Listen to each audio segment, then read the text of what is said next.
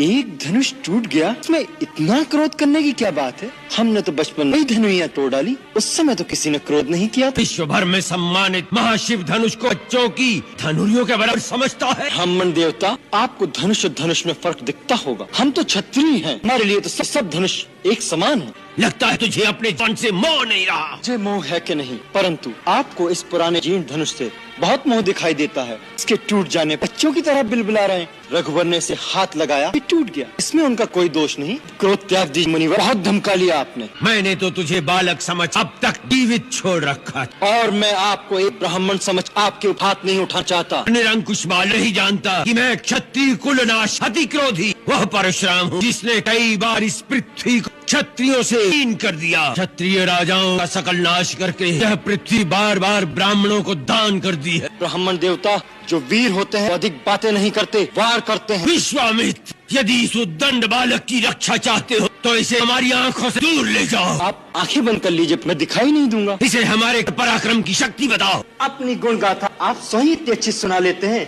कि दूसरे की आवश्यकता ही नहीं।